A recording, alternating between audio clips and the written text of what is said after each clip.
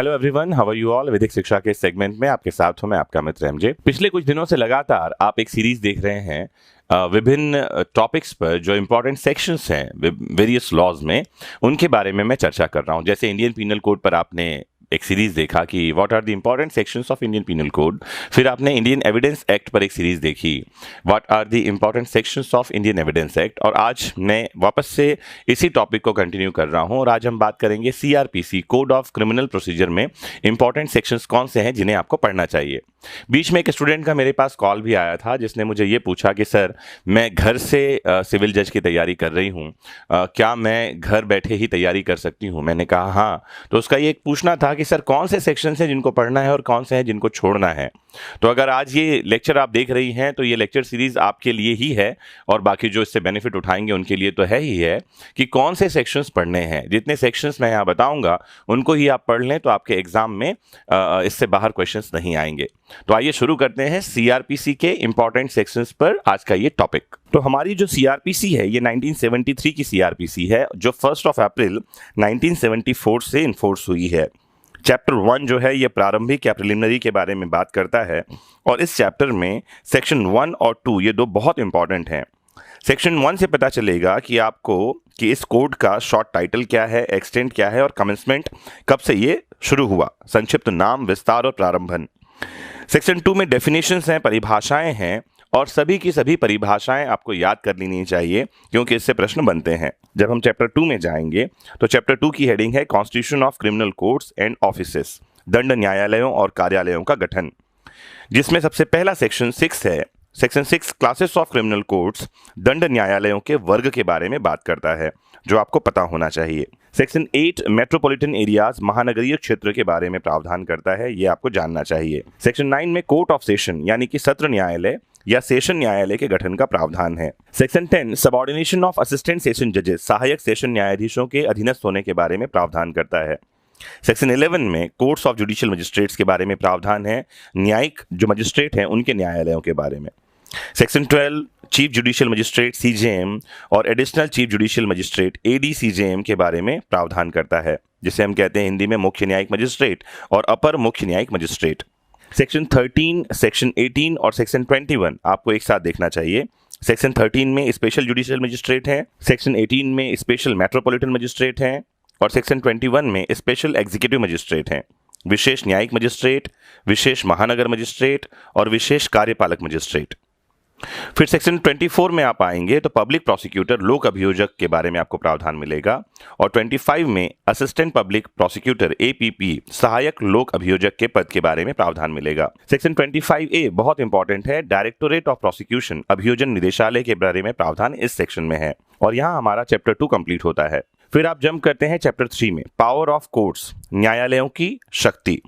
इस चैप्टर में सेक्शन 29, 30 और 31 ये 3 सेक्शन बहुत इंपॉर्टेंट हैं। सेक्शन 29 सेंटेंसेस विच मजिस्ट्रेट में पास, दंडादेश वो कौन से हैं जो मजिस्ट्रेट दे सकेंगे, इसके बारे में प्रावधान है। Section 30 sentence of imprisonment in default of fine, जुर्माना देने में व्यतिक्रम होने पर कारावास का दंडादेश के बारे में प्रावधान करती है। और section 31 sentences in cases of conviction of several offences at one trial, एक ही विचारण में कई अपराधों के लिए दोष सिद्ध होने के मामलों में दंडादेश के बारे में प्रावधान करती है। तो इस चैप्टर में इतनी ही बातें बहुत इंपॉर्टेंट हैं। चैप्टर 4 में जब आप जाएंगे तो चैप्टर 4 2 पार्ट में बटा हुआ है, पार्ट ए और पार्ट बी, और इस चैप्टर का नाम है power of superior officers of police, वरिष्ठ पुलिस अधिकारियों की शक्ति। सेक्शन 36 में पुलिस अधिकारियों की शक्ति है जो आपको जानना और पढ़ना चाहिए।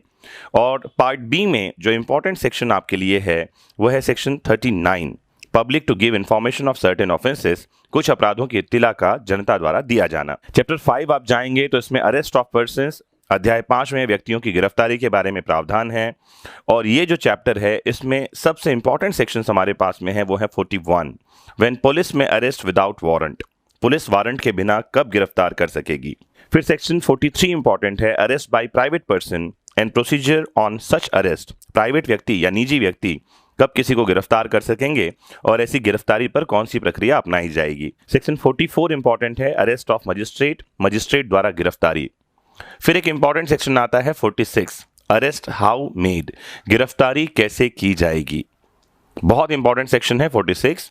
और फिर 47 में आप जाएंगे तो आपको पता चलेगा कि search of place entered by person sought to be arrested, उस स्थान की तलाशी जिसमें ऐसा व्यक्ति प्रविष्ट हो गया है जिसकी गिरफ्तारी की जानी है, उसकी प्रक्रिया आपको यहाँ पर मिलती है। एक सेक्शन आपको मिलेगा 53A जो बहुत इंपॉर्टेंट है, examination of persons accused of rape by medical practitioner, बलात्संग के अपराधी जो व्यक्ति हैं उनकी चिकित्सा परीक्षा के बारे में ये प्रावधान करता है। सेक्शन 54A में आइडेंटिफिकेशन ऑफ पर्सन अरेस्टेड, गिरफ्तार व्यक्ति की शिनाख्त के बारे में प्रावधान है। फिर सेक्शन 57 बहुत इंपॉर्टेंट है जो कहता है person arrested not to be detained more than 24 hours, गिरफ्तार किए गए व्यक्ति को 24 घंटे से अधिक निरुद्ध नहीं रखा जाएगा। जब कभी आप सेक्शन 57 पढ़ें तो इसे सेक्शन 167 के साथ पढ़ना चाहिए। सेक्शन 167 कहता है procedure when investigation can not be completed in 24 hours, जब 24 घंटे के अंदर अन्वेषण पूरा न किया जाए तब प्रक्रिया क्या है। तो सेक्शन 167 को सेक्शन 57 के साथ पढ़ना है जैसा मैंने आपको भी बताया। हम सीधे जंप कर रहे हैं चैप्टर 6 में। Chapter 6 provide processes to compel appearance. अध्याय 6 में हाजिर होने को विवश करने के लिए आदेशिकाओं के बारे में प्रावधान है। यह अध्याय बहुत महत्वपूर्ण है। इसमें 4 पार्ट हैं, part A, part B, part C और पार्ट डी। सेक्शन 61 से यह शुरू होकर सेक्शन 90 में खत्म होता है। इसमें भी जो महत्वपूर्ण सेक्शन है आप नोट डाउन कर लीजिए। सबसे पहला है सेक्शन 61, फॉर्म ऑफ समन्स, समन का प्रारूप क्या होगा। सेक्शन 62, 63, 64 और 65, 66 प्रावधान करते हैं कि समन की तामीली कैसी की जाएगी, समन्स हाउस सर्व्ड, और ये बहुत महत्वपूर्ण है। सेक्शन 69 प्रावधान करता है कि साक्षी पर डाक द्वारा समन की तामीली की जा सकती है, service of summons on witness by post. फिर आप चलेंगे पार्ट बी में। पार्ट बी में वारंट ऑफ अरेस्ट के बारे में प्रावधान है। सेक्शन 70 गिरफ्तारी के वारंट का प्रारूप और उसकी अवधि के बारे में प्रावधान करता है, form of warrant of arrest and duration. 72 बहुत महत्वपूर्ण है, warrant to whom directed, warrant किसको निर्दिष्ट किए जाएंगे। और फिर इंपॉर्टेंट सेक्शन हमारे पास यहाँ आता है, that is section 78, warrant forwarded for execution outside jurisdiction, अधिकारिता के बाहर निष्पादन के लिए भेजा गया वारंट, कैसे उसका निष्पादन होगा, उसका एग्जीक्यूशन कैसे होगा। पार्ट सी में प्रोक्लेमेशन एंड अटैचमेंट के बारे में प्रावधान है, उद्घोषणा और कुर्की। इसमें सेक्शन 82 इंपॉर्टेंट है जो प्रावधान करता है प्रोक्लेमेशन फॉर पर्सन अब्सकॉन्डिंग, फरार व्यक्ति के लिए उद्घोषणा। और 83 में attachment of property of person absconding, फरार व्यक्ति के संपत्ति की कुर्की के बारे में प्रावधान है। ये 2 सेक्शंस आपको याद कर लेने चाहिए। पार्ट डी में आदेशिकाओं से संबंधित अन्य नियम हैं, अदर रूल्स रिगार्डिंग प्रोसेसेस, और ये पार्ट जो है इसमें से बहुत सारे क्वेश्चन हमारे एग्जाम में नहीं आते हैं, तो आप अगर इसे स्किप करना चाहें, छोड़ना चाहें तो छोड़ सकते हैं। चैप्टर 7 फिर हमारे पास एक इंपॉर्टेंट चैप्टर है जिसमें 4 पार्ट हैं, पार्ट ए, बी, सी और डी। इस चैप्टर की हेडिंग है process to compel the production of things, चीजें पेश करने के लिए विवश करने को आदेशिकाएं। इसमें इंपॉर्टेंट सेक्शन है 91 और 92।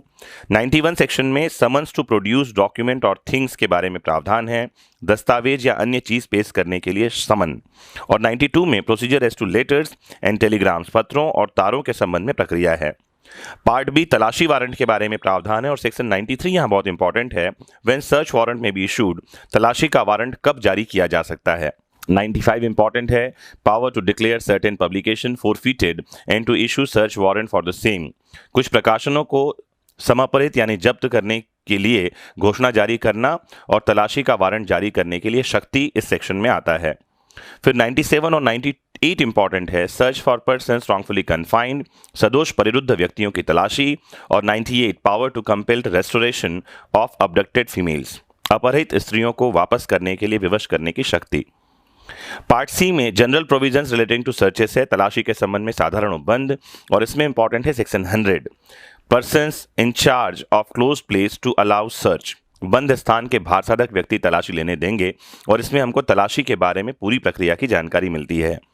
पार्ट डी में मिसलेनियस यानी प्रकीर्ण कुछ उपबंध हैं जो इससे संबंधित हैं, और इसमें सेक्शन 105 इंपॉर्टेंट है, रेसिप्रोकल अरेंजमेंट्स रिगार्डिंग प्रोसेसेस, आदेशिकाओं के बारे में व्यतिकारी व्यवस्था। तो फ्रेंड्स, आज के इस ब्रीफ लेक्चर में, आज के पार्ट में हमने सेक्शन 1 से लेकर 105 तक के कौन कौन से महत्वपूर्ण इंपॉर्टेंट सेक्शंस हैं इसके बारे में एक ब्रीफ जानकारी ली। अगले पार्ट में मैं लेकर आऊंगा सेक्शन 105A से लेकर सेक्शन 200 तक कौन कौन से इंपॉर्टेंट सेक्शंस हैं। हम 3 या 4 पार्ट में इस सीरीज को कंप्लीट करेंगे CRPC का। ज़रूर मुझे कमेंट बॉक्स में बताइए कि आपको ये सीरीज़ हेल्पफुल लग रही है या नहीं, और कैसे ये सीरीज़ आपके लिए हेल्पफुल है, और वो कौन से एक्ट्स हैं जिनके इंपॉर्टेंट सेक्शंस के बारे में आप जानना चाहते हैं इस लेक्चर सीरीज़ में। बहुत इंपॉर्टेंट है, अपनी तैयारी को जारी रखिए, निरंतर प्रयास करते रहिए, ईश्वर और माता पिता का आशीर्वाद लेते रहिए और जुड़े रहिए अपने फेवरेट चैनल वैदिक शिक्षा से। Have a nice time, take care, bye bye.